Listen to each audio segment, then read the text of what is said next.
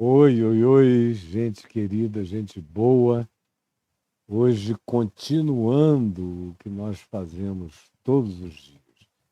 Estamos nessa sequência de Mateus, desde o ano passado, em janeiro. Chegamos aqui ao capítulo 9, do verso 27 ao verso 31.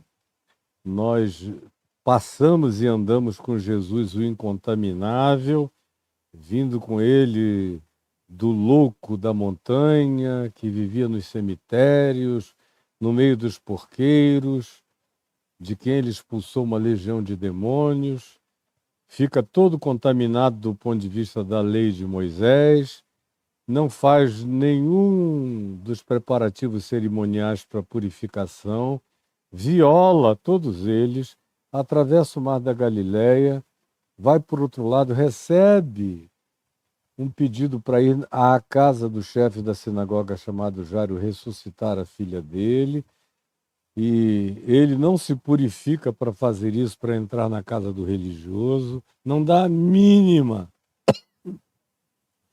para todas as leis cerimoniais designadas e determinadas pelos regimentos mosaicos, e vai. No caminho, antes disso, ele é adorado por Jairo, não repreende a Jairo por fazer isso, segue, é tocado pela multidão, passa igual um irradiador de contaminação do ponto de vista da lei de Moisés, deixando todo mundo tocá-lo e se contaminar com ele. Vem a mulher incógnita e o toca por trás e é imediatamente curada. Ela era um ente considerado contaminado, por isso que vem escondida e incognitamente. Jesus a cura, diz: de mim saiu o poder, manda ela ir em paz para casa, segue a viagem incontaminável, entra na casa de Jairo, onde ele iria tocar numa menina morta, o que pela lei de Moisés iria demandar uma especialização purificatória anterior, posterior, para que ele pudesse lidar com o corpo do morto, como faziam os judeus. Ele não está nem aí, todavia, vai, e eu expliquei o que é que ele fez, como ele tirou do meio do processo aqueles que atrapalhavam a realidade do crescimento da fé, levanta a menina, tira-a dos mortos, talita cumi, menina, levanta-te. E aí ensina que ressurreição é verdade, mas medicina, alimento, cuidado também. Ele ressuscita a menina e manda que cuidem dela. O milagre Deus faz e realiza pela fé. A saúde é um ato de manutenção cotidiana, de alimentação, de cuidado, de trato, de reverência de nós para com a nossa própria existência física. E aí, tudo isso aconteceu porque Jesus perguntou aos dois cegos que agora no caminho vinham seguindo, que eram homens que tinham um problema de deficiência visual radical, mas que tinham uma visão espiritual diferente. Eles nunca tinham visto nada com os olhos, mas eles tinham visto tudo com as intuições do coração. E ouviram tanto que, ao aproximarem-se de Jesus, já o chamaram por uma designação messiânica de filho de Davi. Criam que Deus era o Deus da compaixão visceral, das cólicas solidárias em favor dos seres humanos, como eu expliquei ontem acerca da palavra compaixão. E eles carregam isso já dentro deles, com toda espontaneidade. Sabem que Jesus é o Messias prometido. E isso para eles não é só oralidade vazia. Quando Jesus lhes perguntou: credes que eu posso fazer isso? Obviamente era curá-los. Eles nem mencionaram o problema de vista, porque eles sabiam que Jesus sabia. Eu até falei sobre o fato de que neles você não encontra essas orações de crente que ficam tentando informar a Deus até sobre a hora em que a pessoa foi ao banheiro. É um negócio patético. Não, Jesus sabe da lucidez deles, sabe que a cegueira física não tinha tirado deles a intuição, a visão, a cognição, a percepção, e que eles estavam lotados de cognitividade espiritual e de fé. Pergunta-lhes: credes que eu posso fazer isso? E eles responderam: sim, meu Senhor, meu Curios, ou Kyrios, Senhor absoluto, Senhor sobre mim. Eles carregam essa convicção também. Ele é o Messias, é aquele enviado pelo Deus das compaixões viscerais em favor dos necessitados. É nisso que nós cremos e cremos que Jesus que está aqui pode, sim, porque ele é o Senhor e nós o invocamos como tal. E nós o invocamos como tal. Então, Jesus lhes tocou os olhos, dizendo: faça-se-vos conforme a vossa fé. Faça-se-vos conforme a vossa fé. Faça-se-vos conforme a vossa fé. Ou seja, aconteça com vocês conforme a previsão da fé de vocês. Porque a fé, como eu incansavelmente repito, é a certeza das coisas que se esperam e a firme convicção de fatos que se não veem. Ou seja, a fé é para quem é cego no imediato. Não vê nada no imediato, mas enxerga transcendentemente para além do imediato. A fé não lida com o que o imediato me apresenta. Ela vai para além do imediato, se projeta para além do imediato. A fé é a projeção de todas as possibilidades. Tudo é possível ao que crê. Para aquele que crê não há impossíveis. Os impossíveis dos homens, disse Jesus, são possíveis para Deus. Ele toda hora nos coloca diante dessa necessidade de crer. Porque, como diz a Epístola aos Hebreus, no capítulo 11, sem fé, que é a certeza das coisas que se esperam, a firme convicção de fatos que se não veem, é impossível agradar a Deus no sentido de que é impossível acessar. Quando se usa o termo agradar, não está querendo dizer que Deus olha em estado de desagrado, de rejeição, pela incapacidade de algumas pessoas de crerem. Porque tem pessoas que nascem com uma tendência natural muito maior a lidarem com o difícil, com o impossível, com o espetaculosamente diferente, com qualquer coisa do gênero. Isso até mesmo no nível que eu falei ontem, introdutoriamente, da fé natural, que habita todos os seres humanos do planeta. Por isso tem uns que acham que só conseguem levantar essa pedrinha. E tem outros que são capazes de crer que podem mover uma rocha. E isso independentemente de sua relação com Deus. É um olhar de perspectiva, de bom humor, de bom ânimo, de boa projeção, de criatividade, de manifestação natural das possibilidades ainda não existentes, mais arranjáveis, mais buscáveis, mais implementáveis, porque o indivíduo que carrega essa fé, mesmo na perspectiva natural do cotidiano de todos os seres humanos, é aquele que tem uma dotação especial em relação para ver para além do empecilho imediato condicionante como algo que venha se tornar determinante para a vida dele ou dela. São pessoas que estão sempre crendo que podem se esticar para além do instante do momento e botar o pé de um outro lado do fosso das impossibilidades imediatas.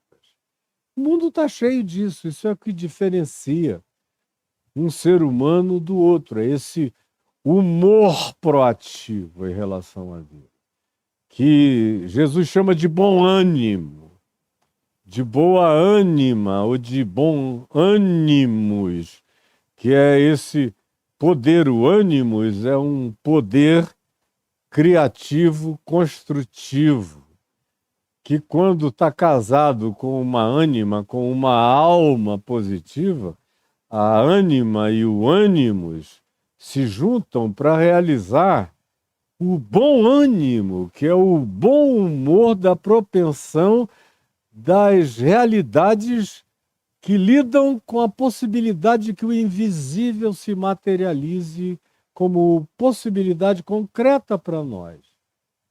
Isso pode acontecer com ateus que têm mais fé nas possibilidades do que os crentes negativos, do que os que dizem que creem em Deus contra toda a possibilidade de se entregarem. Eles creem só porque é uma palavra confessional que eles aprenderam, mas não é o que eles vivem, nem é assim que eles se comportam, nem é assim que eles se manifestam.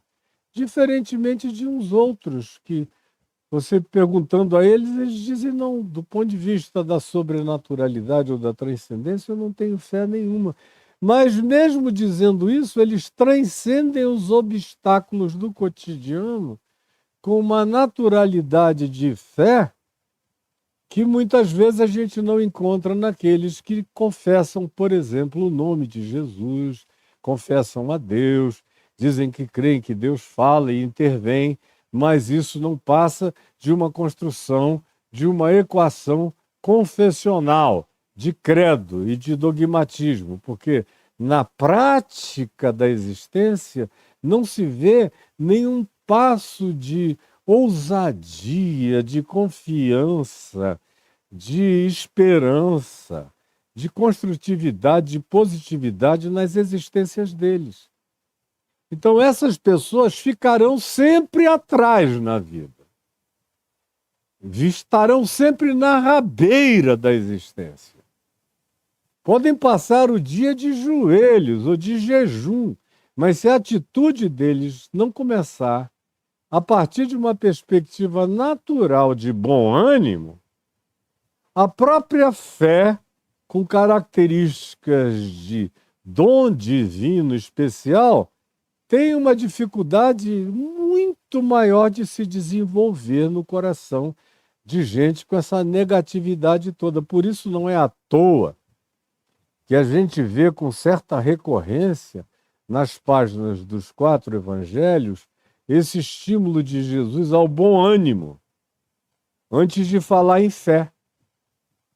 Ele sempre inicia com bom ânimo. É depois que ele chama o tema da fé.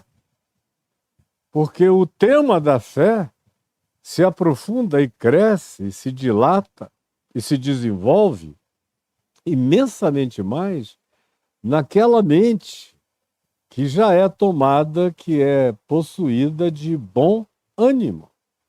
Bom ânimo é o precursor de toda fé. E o indivíduo que não tem bom ânimo pode ser visitado miraculosamente pela graça de Deus e passar a crer. Mas é algo muito mais difícil, contraproducente, contraintuitivo, contrainstintivo. Esses outros que já carregam esse instinto natural da positividade, que é o bom ânimo, já oferecem à vida uma plataforma para surfarem as ondas da fé com infinitamente maior desenvoltura. Tem uns que surfam apenas as ondinhas pequenas, que até quem não sabe nadar ousa pegar na praia.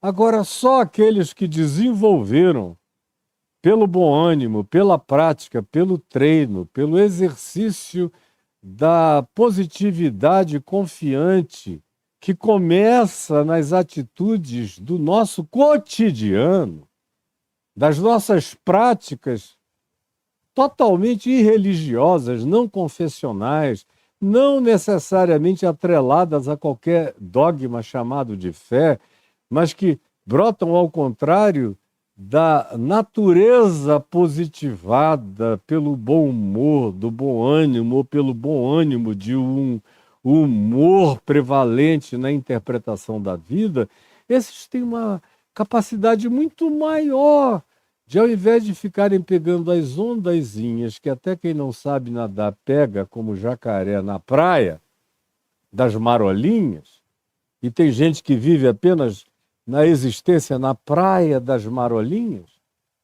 enquanto outros têm a coragem crescente de chegarem ao ponto e chegarem ao dia em que arriscar-se-ão nas ondas gigantes de Nazaré espiritual. Esses dois cegos são pessoas que carregam essa propensão.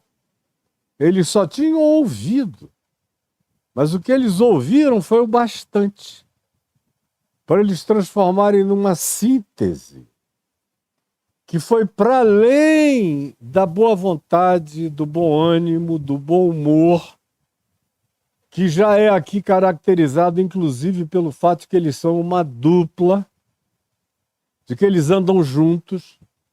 Para andar juntos é preciso ter uma boa atitude, bom humor, boa relacionalidade, bom espírito, bom ânimo.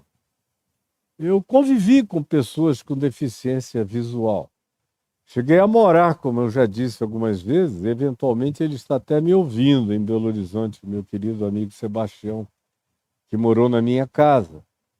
Deficiente visual absoluto. Mas tinha um enorme bom ânimo.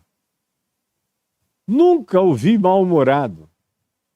Um piadista, brincalhão, que me fez rir tanto quando eu estava com cachumba, com 13 anos de idade, ele falando das menininhas que eu pegava.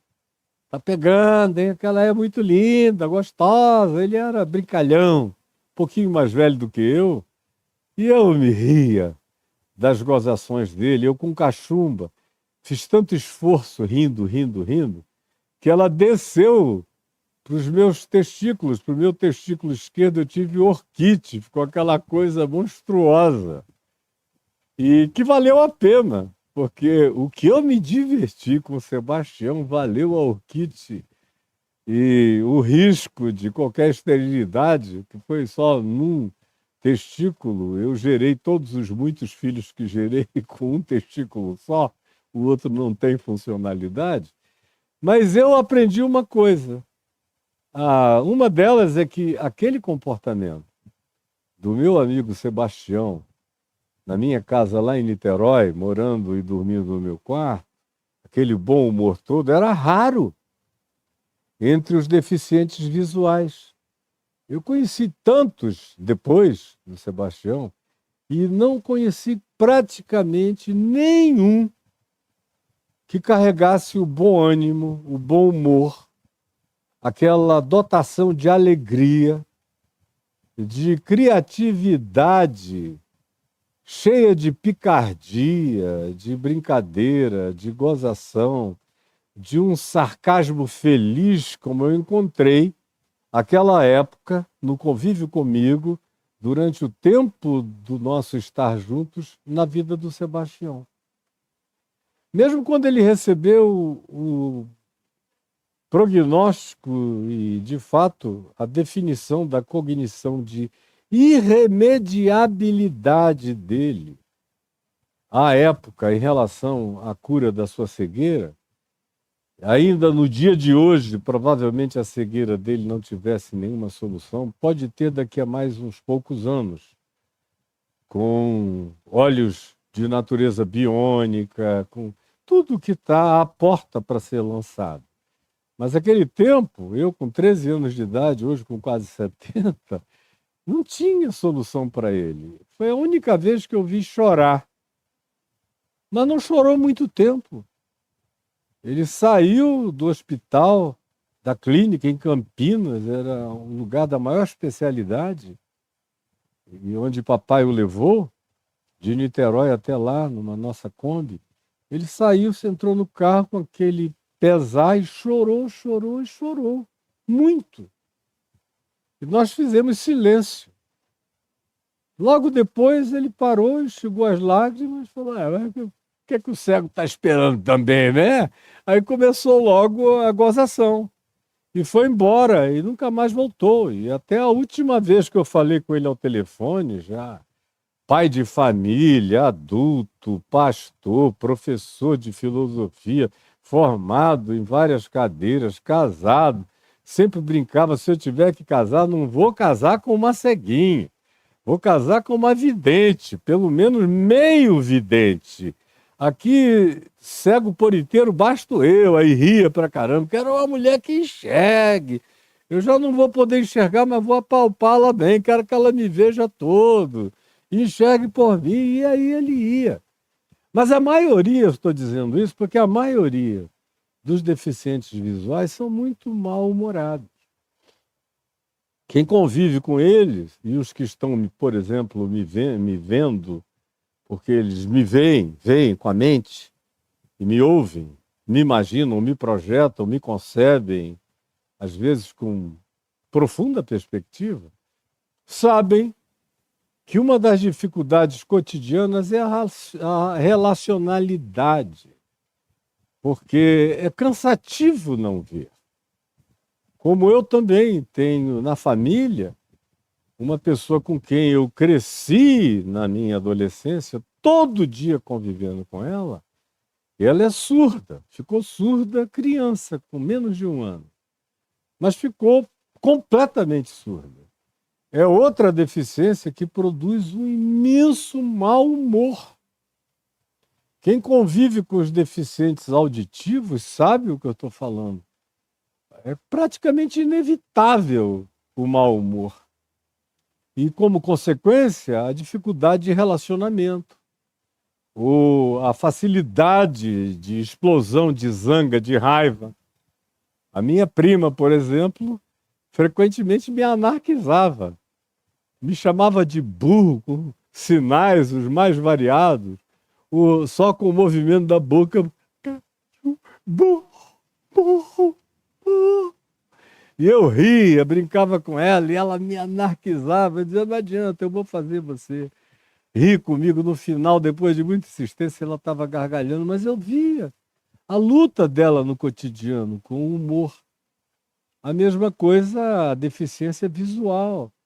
É cansativo demais, é muito estressante. Agora, esse cara aqui, ou esses dois, andam juntos, aprendem juntos, trocam, confessam juntos, discernem juntos, ajudam-se mutuamente, fazem a mesma jornada, o mesmo trajeto, confessam a mesma coisa, desenvolvem o mesmo nível de entendimento, a ponto de que o que eles dizem é atribuído simultaneamente a ambos no Evangelho. Não se dizia um deles, disse: eles se tornaram uma conjugalidade fraterna de fé.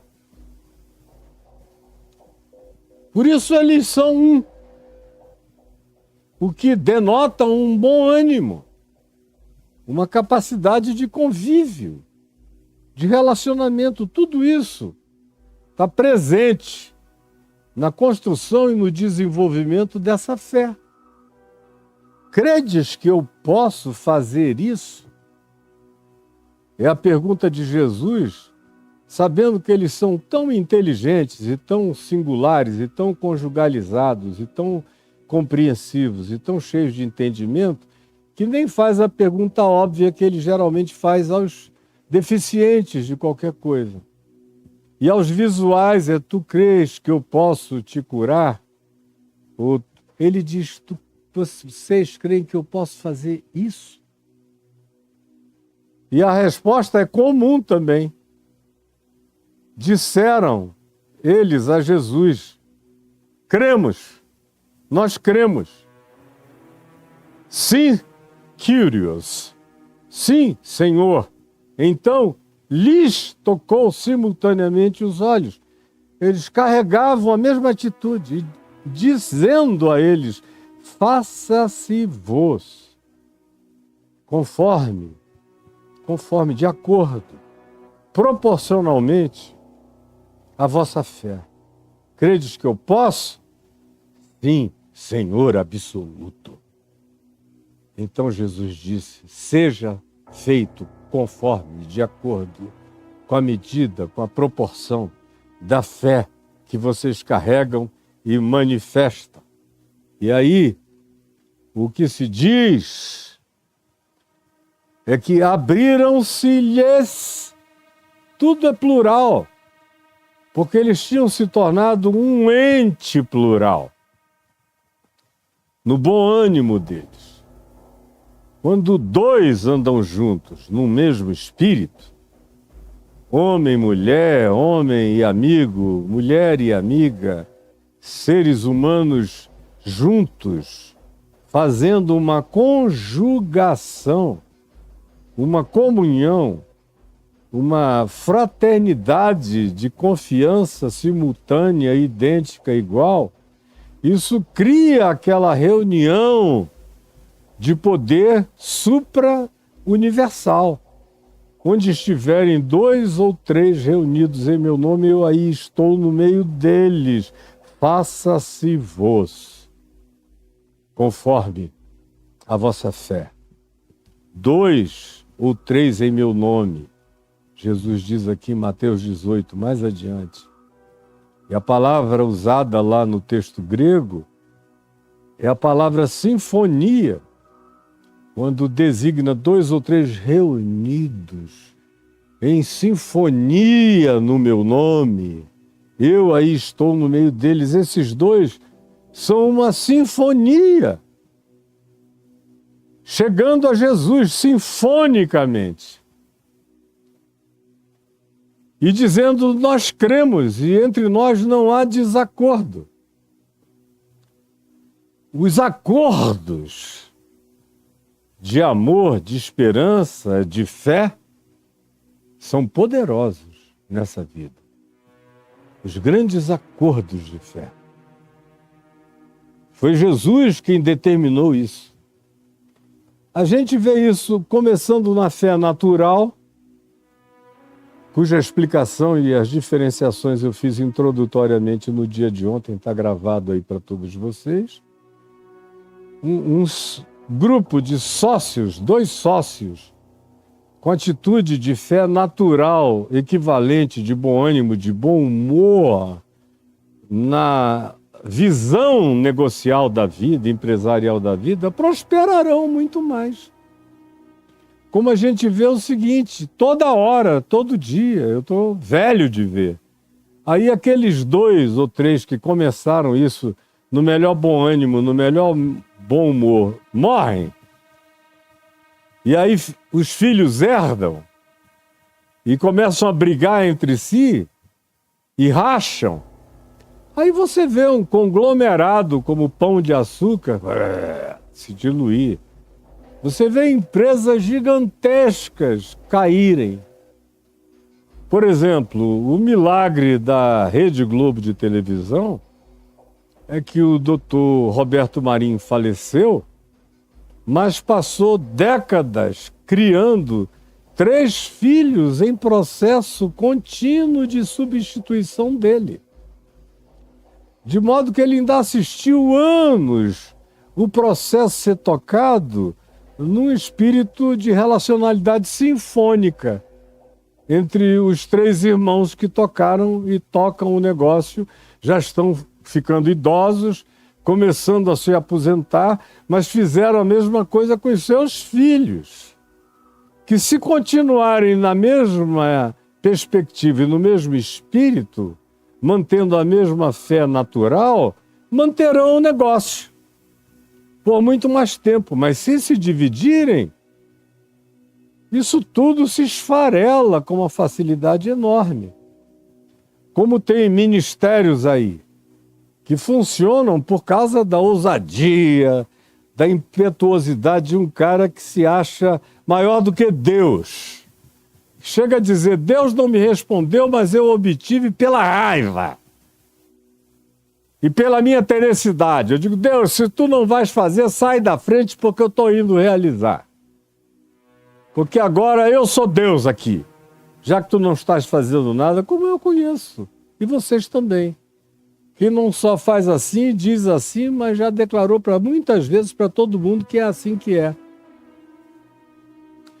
Quando esse indivíduo morrer, vocês vão ver que 5, 10 anos depois vai ser um esfarelamento total daquilo tudo, que só funciona por causa da pegada de fé que não precisa nem ser espiritual, é de natureza natural, de uma ousadia mafiosa, mas vai levando no peito e na marra, vai fazendo acontecer.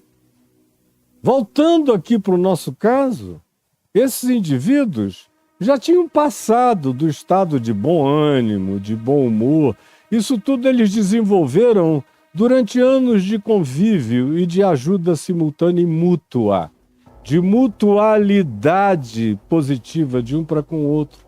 De modo que quando eles ouvem tudo que eles foram ouvindo de Jesus, como eu disse ontem, talvez tenham ouvido o Sermão da Montanha ali do lado, visto as curas, os milagres, ouvido os diálogos, acompanhado tudo, o coração deles cresceu para dizer, esse é o filho de Davi, é o Messias, é o Senhor, o Curios absoluto. E nós sabemos que ele pode tudo. Ele acabou de levantar uma menina morta. Então, quando Jesus lhes pergunta, credes que eu posso fazer isto? O filho de Davi, de quem vocês estão pedindo compaixão? Eles disseram, sim, Senhor absoluto. E Jesus diz, então, faça-se-vos conforme a vossa fé. É o apóstolo Tiago que diz, irmão de Jesus, que nos diz, nada tendes, porque não pedis. E quando pedis, pedis mal. Pedis para esbanjardes nos vossos caprichos, dos vossos deleites. São as orações do hedonismo, as orações do luxo, as orações da prosperidade, as orações do capricho, as orações do egoísmo, as orações do eu, as orações da carne, as orações da mandinga, as orações da feitiçaria, as orações do atropelo, as orações do eu contra eles, as orações de guerra. Pedis mal, pedis e não recebeis, e não recebereis, porque vocês não pedem conforme diz o apóstolo João na primeira epístola dele, no capítulo 5, não pedis segundo a vontade de Deus. São orações sem alinhamento. Sem alinhamento. Você olha para esses 2 homens aqui e observa o alinhamento deles. Alinhamento um com o outro, há uma conjugalidade. As orações deles não são interrompidas. Eles, na união deles, formam aquilo que o livro de Eclesiastes chama de um cordão de 3 dobras, um terceiro termo, que acontece por essa vinculação, por esse ilhame, por esse enlace quântico espiritual da decisão deles de se ajudarem um ao outro, de se tornarem um. Essa é uma manifestação precípua, absolutamente necessária, essencial e singular para o desenvolvimento da fé, para a manutenção da fé. Ela conta com o meu bom ânimo, com o meu bom humor, com a minha boa atitude, com a minha desenvoltura, que pode chegar ao ponto de desenvolver aquela natureza de fé atribuída ao Abraão bíblico, que creu e esperou contra a própria esperança, que viu o tempo natural das coisas ser vencido, viu a sua impotência sexual se instalar nele, a perda total de ereção, a morte dos seus próprios espermas, a parada do ciclo menstrual da esposa Sara, a morte dos óvulos.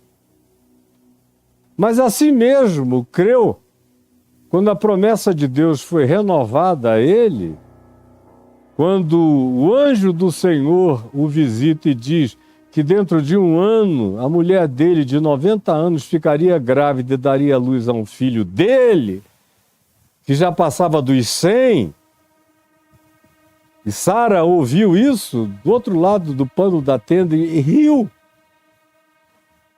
Deu aquela gargalhada para dentro, dizendo, se esse aí é o anjo do Senhor, enlouqueceu, pirou. E o anjo disse, por que Sara está rindo? Lá do outro lado, daqui a 1 ano ela vai saber que não haverá para Deus impossível em nenhuma das suas promessas. Mas Abraão, Paulo diz em Romanos, no capítulo 3, no capítulo 4, se você ler na sequência, que Abraão se fortaleceu na impotência dele, dando glória a Deus, olhando para o eterno, se vestindo de lentes que transcendiam a sua condição física, orgânica, a sua potencialidade humana imediata. Foi para além do imediato, se projetou para além do imediato na promessa da fé, da palavra da fé. E o coração dele foi se enchendo de uma renovação, de uma alegria de esperança. Por isso se diz que ele creu contra a própria esperança. A esperança já tinha se esgotado do ponto de vista de todos os tracejamentos esperançosos possíveis, mas ele enfrentou, rasgou a esperança e estabeleceu um parâmetro referencial totalmente novo para a esperança. A esperança que não confunde, aquela que vence a tribulação, o impossível e põe a sua marca para além do absurdo. Credes que eu posso fazer isso? Sim, Senhor de todas as coisas.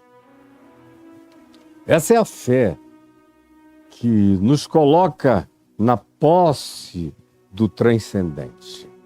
Essa é a fé que me dá o cálice absoluto da graça de Deus. Sim, Senhor, meu Kyrios, Senhor dos senhores, meu Senhor absoluto. Eu creio, nós cremos como um só.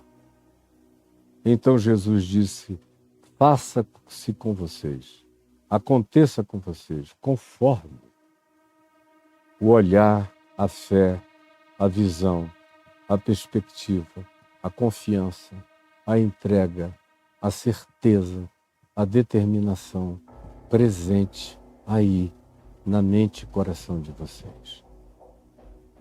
Se vocês creem, vocês já veem. Porque foi Jesus quem estabeleceu esse princípio.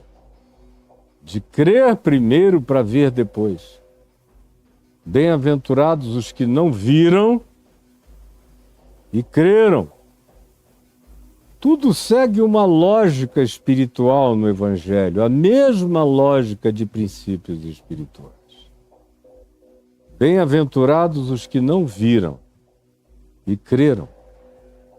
Porque o ver supremo é o ver da fé. O ver maior é o ver da confiança. O ver sobrenatural é aquele que empresta concreção ao abstrato e trata o abstrato não como uma abstração, mas como uma concreção pré-realizada no meu universo de mente e coração. Bem-aventurados os que não viram e creram, e que oram de acordo com a vontade de Deus. Credes que eu posso fazer isso? Sim, Senhor. Porque o Senhor mesmo dissera, eu fui enviado para, entre outras coisas, abrir os olhos aos cegos. Em todas as medidas.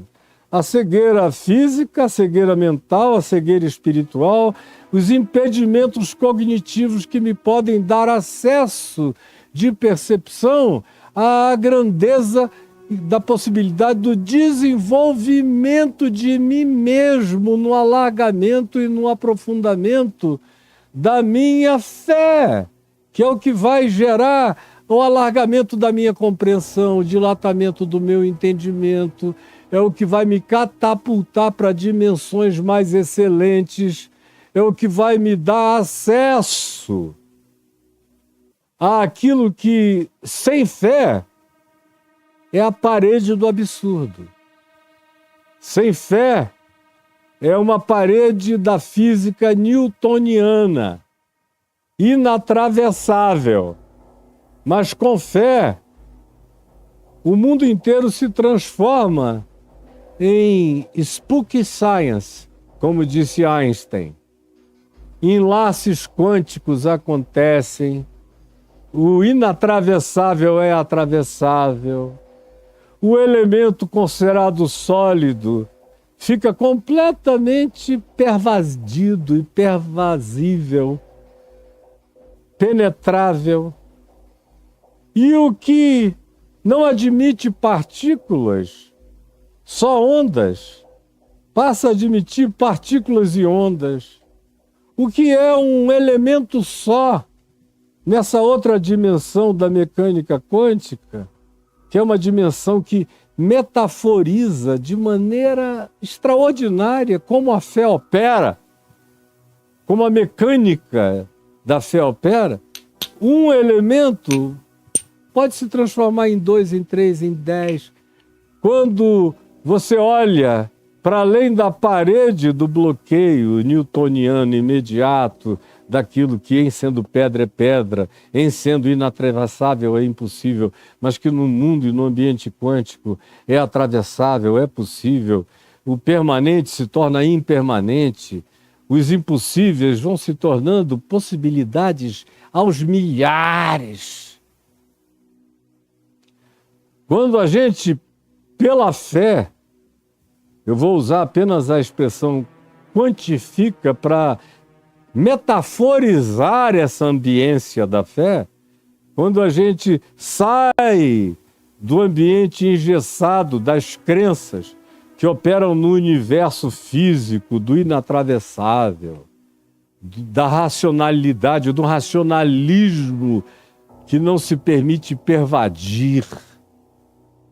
E a gente sabe e passa a entender que o racionalismo é diminutivo, é mediocrizante, é reducionista, é cego, porque só enxerga o óbvio possível ante os olhos limitados, e a gente deixa o mundo newtoniano e mergulha nessa dimensão subatômica, aonde tudo é possível, aonde o absurdo é a lei do dia, aonde não há impossíveis, aonde não há distância, onde o espaço-tempo estão relativizados, aonde todas as coisas determinadas como irrealizáveis deixam de ser conjugadas, porque no ambiente de fé, ilustrativamente falando, nessa metáfora quântica, no ambiente de fé, tudo é possível, nada está distante, nada é inatravessável, nada é absurdo. O absurdo é a simplificação de tudo. Você lida com o absurdo de maneira simples, quando você alcança esse nível de fé. E que sabe que sobre todos os fenômenos existe o Kyrios, o Senhor.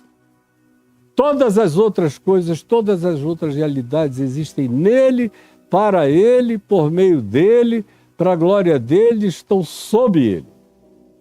E eu sou nele, e tudo mais também. Quando você chega aí, o mundo do possível e do impossível desaparece. A realidade do isso não dá passa a fazer parte apenas da preguiça do meu cotidiano.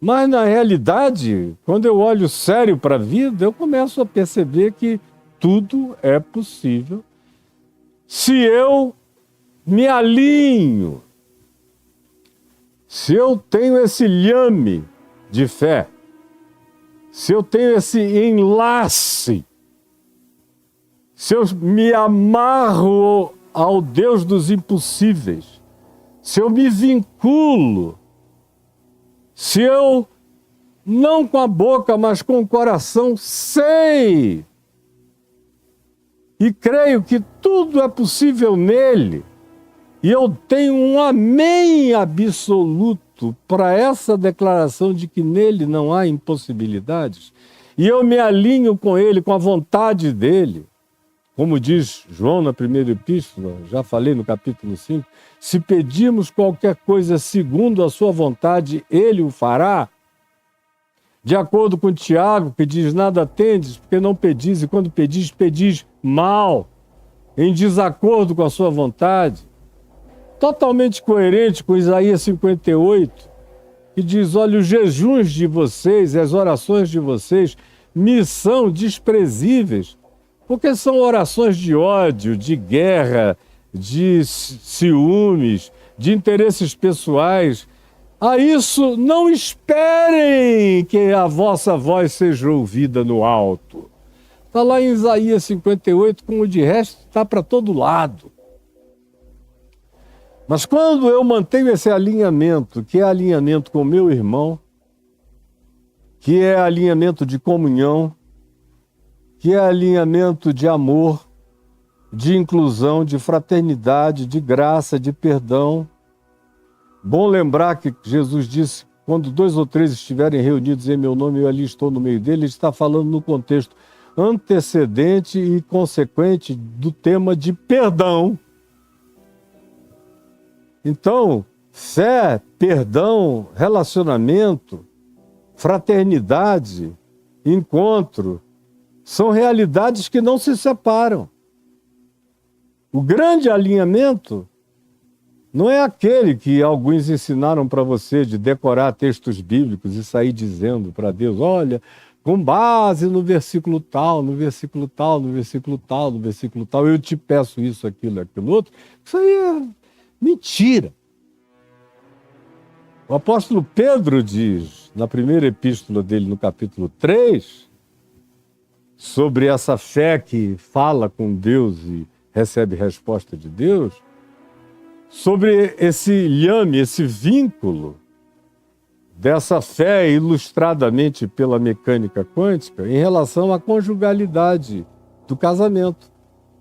Ele diz no capítulo 3, versos 7, 8 e 9, que se eu estabeleço uma relação de ódio, de raiva, de abismo com a minha mulher, por exemplo, as minhas orações não são ouvidas.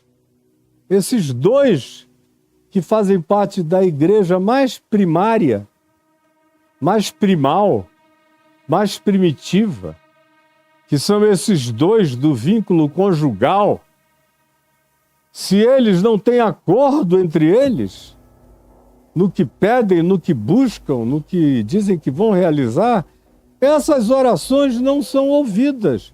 Pedro diz, essas orações são interrompidas. Está aí, 1 Pedro capítulo 3, leia, verso 7 em diante.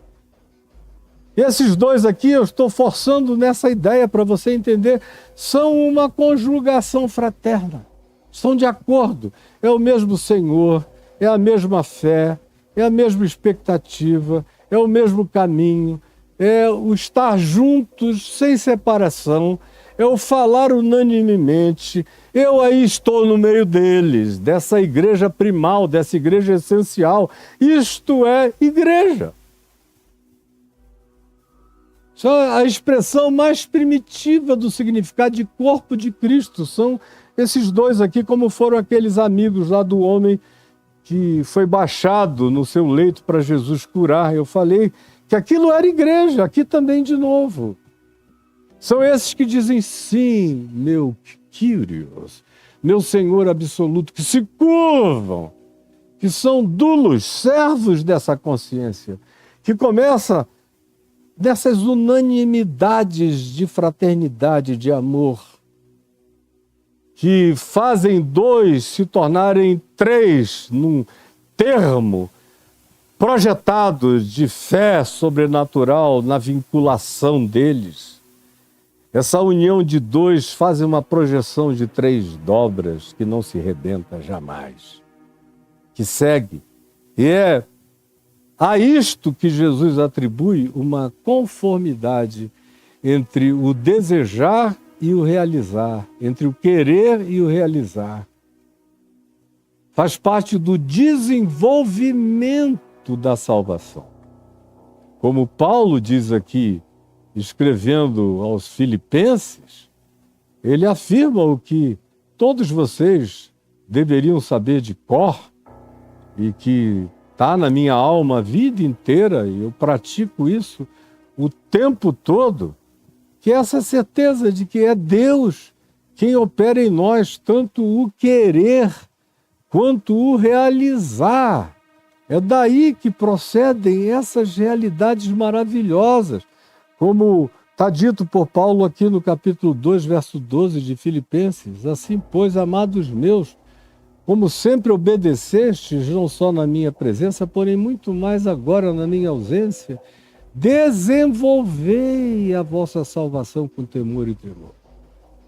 A vida com Deus, aqui chamada de salvação, que podia ser chamada de conversão, que podia ser chamada de regeneração, que podia ser chamada de nova criação, que podia ser chamada por muitas terminologias, significando o desenvolvimento, a evolução, a maturação, a expansão e a afirmação de que a fé não tem teto.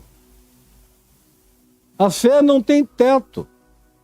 Ela não tem uma estatura humana acachapante, mediocrizante, que nos defina por uma régua doutrinária. A fé extrapola tudo.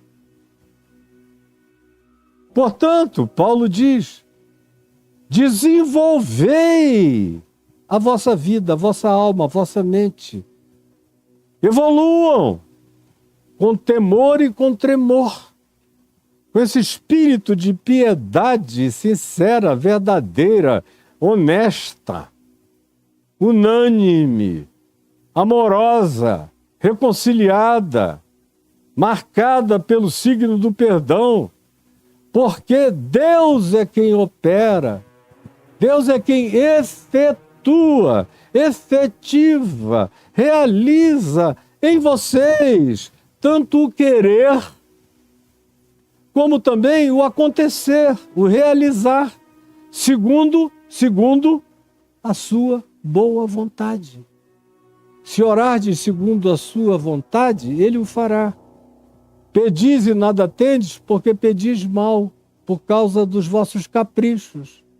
Mas quando vocês se unem numa conjugalidade, as orações de vocês não são interrompidas.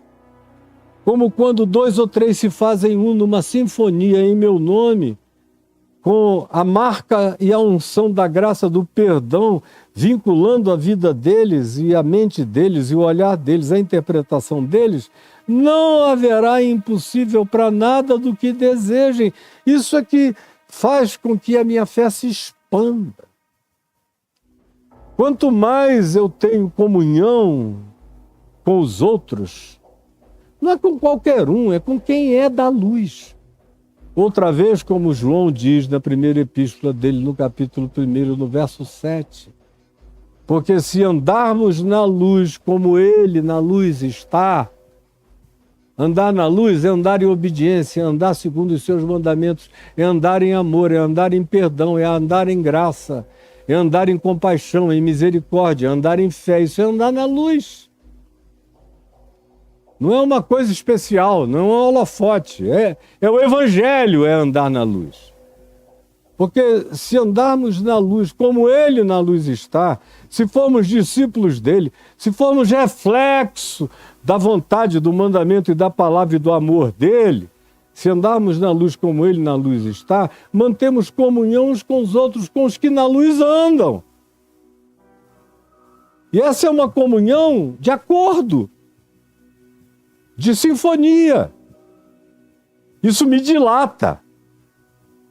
Isso faz de 1, 2, 3. Isso faz de 1 uma multidão. Isso faz de 2 a maior de todas as congregações. Se houver amor, vínculo, perdão entre eles, seja feito conforme a vossa fé. E aí é que a gente aprende como a troca do amor fraterno é um desenvolvedor essencial para a expansão da nossa fé. Hoje, por exemplo, de manhã cedo, acordei para receber um amigo meu, pastor, e também um homem público, fazendo um trabalho muito, muito importante como homem público.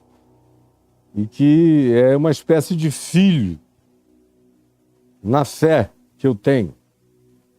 Ele diz que desde criança cresceu me ouvindo pregar o Evangelho. Hoje é um homem, mas foi forjado pelo esculpir das palavras que em nome de Jesus eu ensinei. Ele absorveu, ele desenvolveu, ele expandiu, ele cresceu e ele pratica. E nós estávamos juntos aqui. E ele veio pela confiança de poder derramar lágrimas comigo. Ele veio porque crê como eu creio. Porque aprendeu a ver como eu vejo. Enxerga como eu enxergo. Nós temos uma conjugalidade de consciência em fé, em amor, em esperança, em projeto de reino de Deus.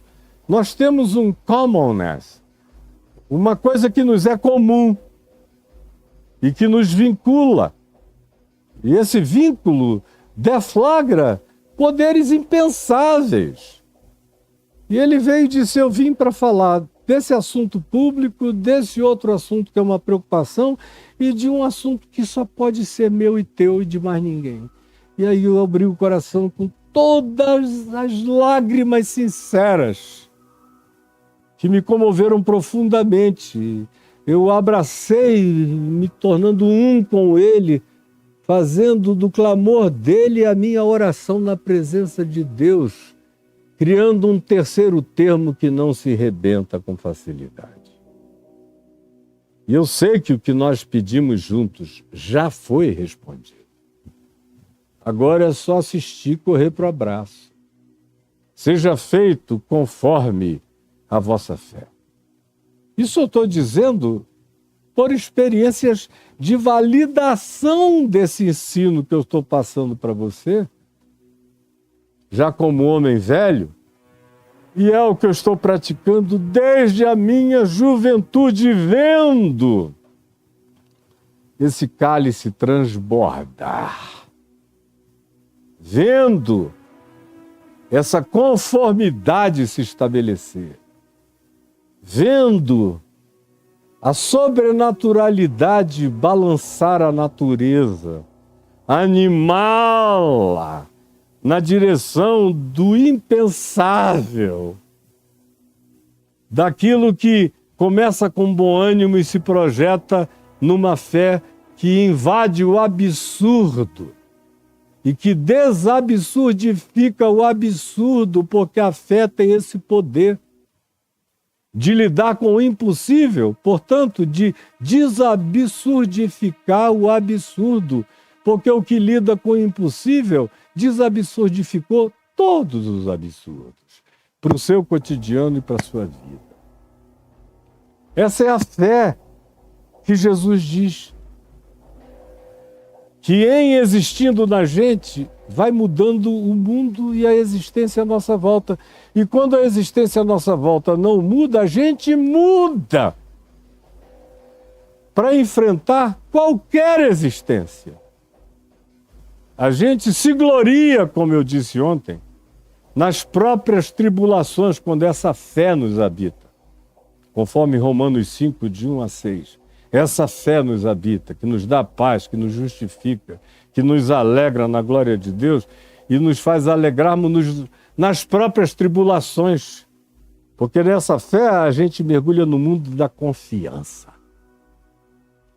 onde não há mais dúvida, nem medo, nem confusão, aonde a vida vai sendo esculpida conforme o olhar, conforme a projeção, conforme a esperança, conforme a certeza das coisas que se esperam, conforme a convicção dos fatos que se não veem. Aí Jesus diz: faça-se-vos. E aí eu disse que antes de verem, eles tiveram visão, abriram-se-lhes os olhos, depois que eles viram pela fé. Credes, quando eles disseram sim, é porque eles se viam vendo. Viam Jesus curando-os. Não fazendo uma seleção de um ou de outro, mas curando a ambos. Eles sabiam dessa graça comunal de Deus em Cristo Jesus em favor de todo aquele que crê, sem acepção de pessoas. Eles não faziam acepção um do outro, nem Deus faria deles. É assim na terra como no céu, conforme eu trato as pessoas da terra, eu sou tratado pelos céus. Assim como eu perdoo na terra, eu sou perdoado pelos céus. Assim como eu sou uma oração respondida para o meu próximo na terra, eu tenho orações respondidas por Deus. Eu ofereço a conformidade. Guarde isso no coração. Eu ofereço a conformidade do que eu peço. Eu ofereço a dimensionalidade. Se o meu container é pequeno, vai ser cheio conforme o meu container. Agora, se o container da minha fé lida com o impossível, não haverá impossíveis para Deus em todas as suas promessas, como não haverá impossíveis para todo aquele que crê. Então abriram-se-lhes os olhos. E eles viram com o globo ocular, porque já vinham enxergando com a mente, antecipadamente, porque bem-aventurados são os que não viram e creram.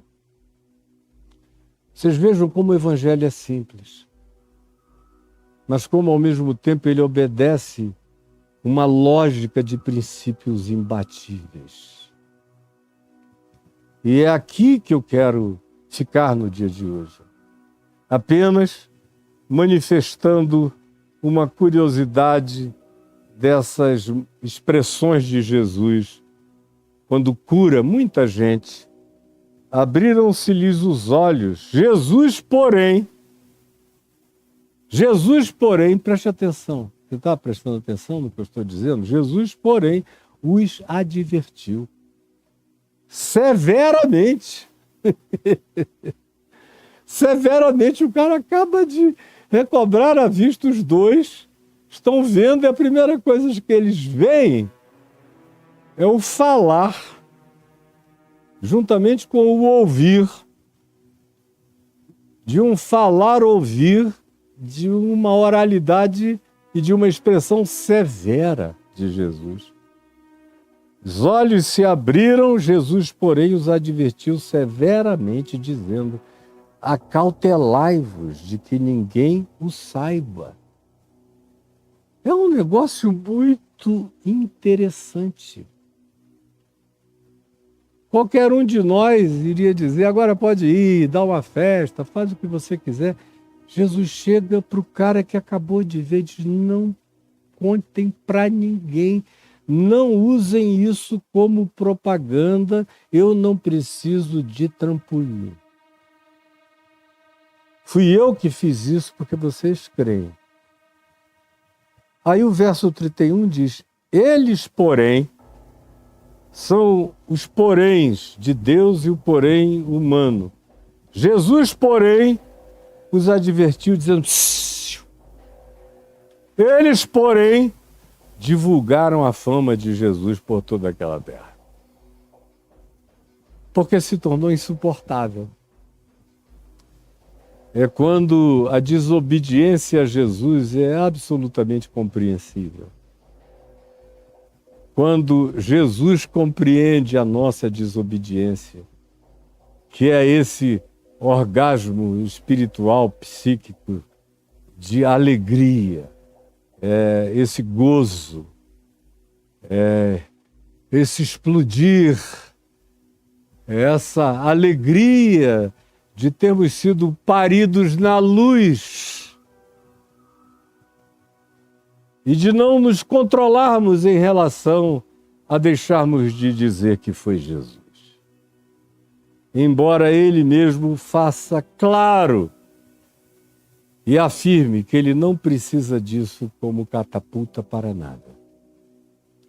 Eu é que frequentemente não aguento e declaro como quem sua, como quem não consegue conter o extravasar desse gozo divino, da presença do Filho de Davi que teve misericórdia de mim, explodindo do meu coração como confissão sobre tudo que Jesus tem feito por mim. Mas a fé, ela começa pequena. Eu não tenho hoje a fé que eu comecei, com a qual eu comecei a caminhar com o Evangelho, com Jesus, a andar no Espírito Santo, há 50 e quase 51 anos atrás.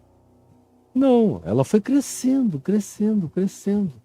Todo dia ela se desenvolve, todo dia ela se amplia. Todo dia as minhas orações se tornam muito mais cósmicas, universais, globais, mais ilimitadas. Cada dia o tamanho das coisas importa menos e a qualidade das essências passa a significar muito mais. Porque o importante não é o tamanho do sol, o importante é a fé do homem que disse: sol, detente em Gibeon, e tu, lua, no vale de Aijalon. E o sol se deteve e a lua parou, ouvindo Deus a oração de um homem, que da lua para cá não seria enxergado por ninguém, por nenhum telescópio. Mas o Criador de todos os universos ouve a qualidade da emulação da consciência que se projeta em fé para além dos limites do cosmos ou de qualquer que seja a fronteira existente. Porque acessa direto a Deus. Por isso, eu concluo como comecei. Sem fé é impossível agradar a Deus. A fé, todavia, não tem limites para crescer, se expandir, se desenvolver. E se ela é praticada conforme o mandamento do amor, da graça, do perdão, da reconciliação, da fraternidade, não há limites também nesse alinhamento para aquilo que se obtém, para aquilo que se consegue, para aquilo que se realiza. Quando a gente ora segundo a sua vontade. E eu te peço, Senhor, que hoje, agora, aqui, nesse instante, o coração de muita gente esteja se desenvolvendo, que o telhado esteja sendo rasgado, tirado, que não haja teto como limitante para a nossa mente, compreensão e entendimento, e nem para o nosso crer. Por favor, ajuda-nos a viver de maneira destelhada, onde não haja nenhuma fronteira que se interponha entre nós e a infinitude da tua graça e o derramar ilimitado do teu poder. É o que eu te peço por mim e por todo aquele que está entendendo, tomando posse, se dilatando, se desenvolvendo, maturando, evoluindo e crendo. Em nome de Jesus. Amém e amém.